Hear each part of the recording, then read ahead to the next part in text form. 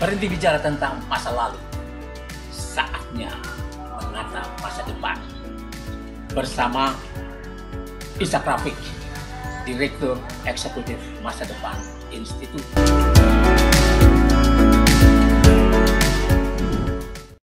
Assalamualaikum warahmatullahi wabarakatuh. Saudara-saudara sekalian, kita jumpa lagi. Anda bersama Ishak Rafiq, Direktur Eksekutif Masa Depan Institut. Panjangnya Institut Masa Depan Indonesia. Pembicaraan kita kali ini tidak kalah menarik dengan yang kemarin. Sekarang kita bicara tentang agenda perubahan reformasi ekonomi politik. Ini menarik karena sejak Ibu Megawati, Ketua Umum PDI Perjuangan, menyetop ambisi untuk 3 periode dari Presiden Joko Widodo yang secara tegas mengatakan dalam ulang tahun PDIP yang ke-50 bahwa tidak ada periode ketiga. Kalau sudah 2 kali, ya 2 kali saja dan tidak ada tambahan waktu. Inilah dia ketika seorang ketua umum partai dengan berani menjadi garda depan mempertahankan konstitusi, dan dia juga dengan berani tidak membangun politik dinasti untuk anaknya yang sebenarnya memenuhi syarat secara pengalaman politik. Puan Maharani misalnya adalah seorang yang pernah jadi menteri dan menjadi ketua DPR saat ini hampir 5 tahun. Jadi pengalaman ini bukan sesuatu yang ece-ece. Tapi kemudian ada manuver, ada sesuatu yang berbeda. Lalu tiba-tiba ada modifikasi sehingga Gibran dititipkan kepada Prabowo Subianto yang 2 kali menjadi lawan politiknya dan kalah. Dititipkan Gibran untuk menjadi cawapresnya, dan Prabowo yang menginginkan kemenangan dan kata orang menginginkan tim yang dulu mengalahkannya bisa dipakai lagi untuk mengalahkan capres lain. Nah, ini pemikiran yang menurut para pengamat dan pencinta Republik ini sangat berbahaya. Apabila ini pasangan ini dianggap bisa menang dengan cara ini, dengan cara apapun, karena menguasai medan, menguasai sistem, KPU, Panwaslu, aparat, TNI, Polri, DPT, perangkat desa, dan lain sebagainya bisa menang dengan cara ini, maka dianggap tidak akan ada perubahan di Republik ini. Apa yang diinginkan orang-orang? Perubahan apa yang diinginkan? Perubahan dalam bidang ekonomi politik tentunya. Dan ini agendanya sudah lama jelas, dan keinginan untuk merubah keadaan yang tidak menyenangkan, yang memiskinkan, yang membuat kita terpuruk oleh utang dan diperas oleh luar negeri, investor dan kreditor yang minta macam-macam setelah kita berutang, yang menghabiskan 600 triliun lebih untuk membayar cicilan bunga utang 400 triliun lebih, dan cicilan utang pokok 200 triliun lebih. Ini memeras balung-balung rakyat Indonesia yang sudah membayar pajak habis untuk itu. Padahal orang menginginkan pendidikan yang lebih baik, pendidikan yang mesti didanai dengan lebih baik, bukan diperas dengan cara ini. Lalu konsesi-konsesi. Nah, dalam rangka itulah dibutuhkan, kata teman-teman di Gerakan Perubahan adalah ini di tangan saya ada Undang-Undang Dasar 1945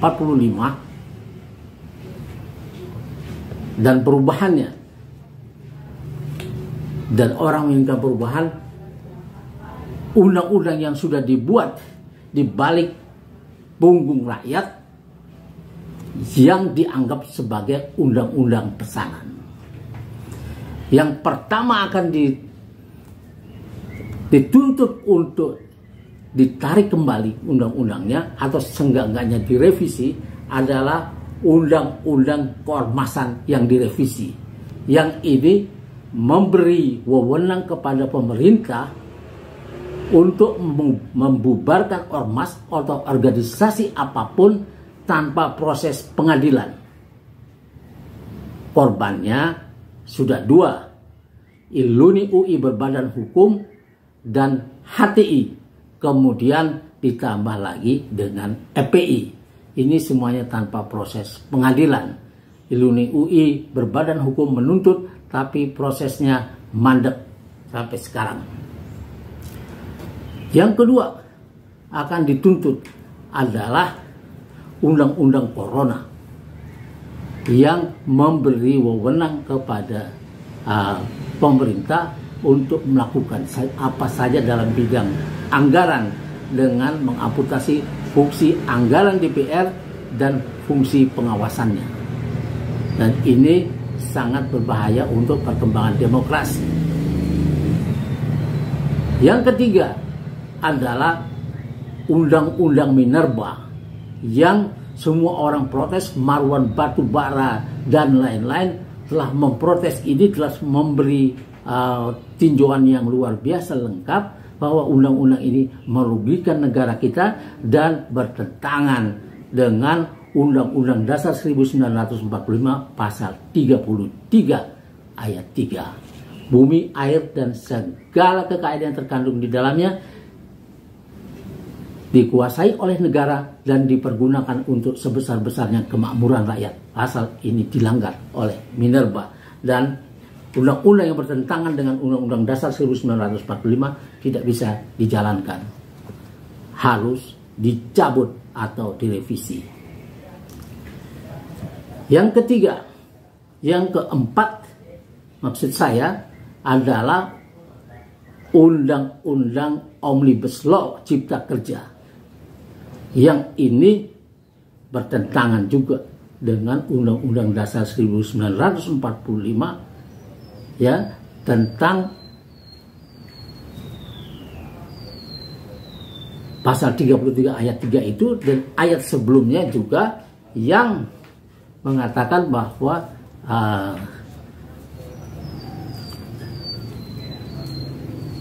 produk yang penting buat hajat hidup orang banyak dikuasai juga oleh negara. PLN, listrik, swasta, air tidak boleh dijadikan objek investasi swasta. Ini akan merugikan bangsa dan negara. Dan ini ya juga membuka peluang, memberi peluang kepada investor lewat kawasan-kawasan ekonomi khusus yang nanti akan dibuat, yang nanti dikuasai oleh investor. Seenggaknya 30 grup usaha besar akan menguasai republik ini. Daerah-daerah strategisnya mengandung tambang, mengandung mineral, mengandung semua zat-zat yang penting yang bisa digunakan untuk bargaining power kepada negara-negara lain. Dan ini kalau dikuasai oleh swasta, maka kita kehilangan sesuatu yang sudah ditetapkan oleh Undang-Undang Dasar 1945 untuk menjadi tuan rumah di negeri sendiri.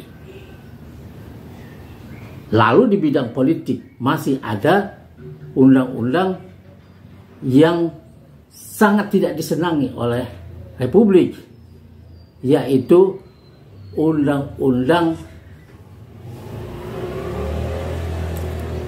Politik yang memberi wewenang, ya, yang mendiskriminasi satu agama menjadi musuh negara, yaitu Undang-Undang HTI.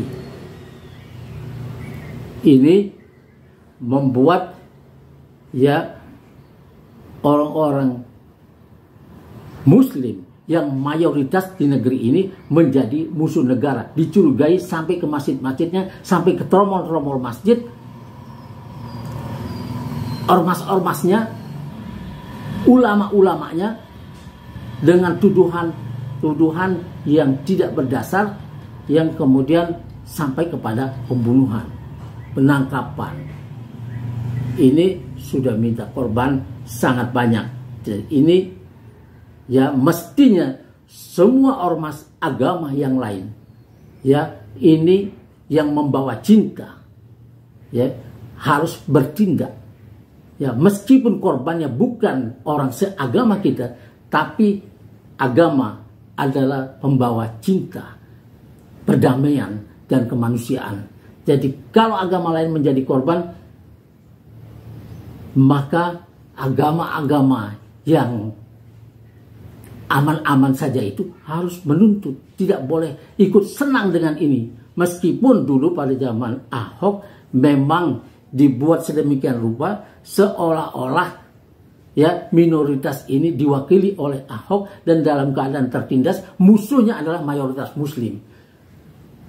Ini manipulasi yang sangat berbahaya, karena umat Islam ini hampir seluruhnya cuma punya, juga ulama-ulamanya cuma punya satu paspor, cuma satu kewarganegaraan, berbeda dengan para investor yang bisa menjadi warga negara manapun. Tapi rakyat Indonesia yang dulu berjuang dan para anak cucunya ini adalah pencinta Republik yang luar biasa hebat, dan sudah membuktikannya dengan darah mereka. Kemudian undang-undang KUHP yang sangat merugikan kebebasan berpikir dan berpendapat, bertentangan dengan pasal 28 Undang-Undang Dasar 1945. Nah, ini dianggap undang-undang ini pada pergantian nanti akan ditinjau ulang. Tidak bisa dibiarkan menghancurkan kenyamanan kita sebagai warga negara. Nah, bila ini dianggap dimenangkan oleh pasangan Prabowo Gibran, maka perubahan tidak akan terjadi, karena mereka ini akan melanjutkan juga daerah-daerah strategis mengandung tambang dan lain sebagainya, dan kelanjutan utang kita IKN yang dianggap, yang dengan terang-terangan dikatakan Presiden sebagai bagian dari jalur sutra Cina yang lama, ini sangat berbahaya. Ini merupakan ketundukan kepada superpower timur, yaitu Cina. Padahal kita adalah negara independen, negara merdeka.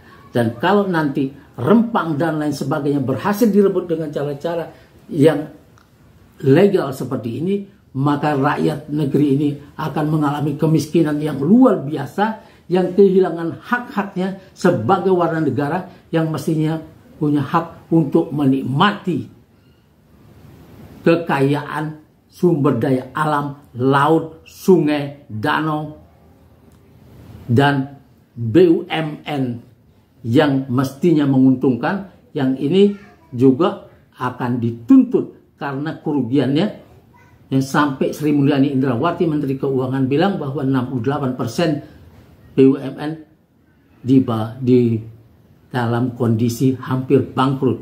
Nah, menterinya ini Erick Thohir mesti dibawa ke pengadilan untuk mempertanggungjawabkan ini. Tentu kalau dia tidak bersalah boleh dibebaskan. Juga kerugian Pertamina, PLN, Pertamina yang 191 triliun itu menurut laporan mereka, dan PLN yang 71 triliun, bagaimana bisa rugi? Dan ini harus dituntut habis-habisan. Pemerintah baru atau nantinya yang paling siap adalah teman-teman dari Gerakan Perubahan yang sudah minta 100 tokoh Gerakan Perubahan ini sudah minta pada DPR agar mengadakan sidang memakzulkan Jokowi. Juga perkembangan terakhir pemilu tanpa Jokowi. Yang seperti ini adalah sesuatu yang tidak bisa dianggap remeh. Saudara-saudara sekalian, agenda-agenda perubahan ini akan berjalan dalam waktu 1, 2, 3 bulan ke depan untuk memperbaiki negara yang sedang menuju kehancuran menurut pengamatan teman-teman yang paling siap dengan konsep. Juga ada kami yang mau cari menteri apapun ada di situ. Dan tentu saja ada presidium. Dan satu lagi adalah poros perubahan. Wassalamualaikum warahmatullahi wabarakatuh.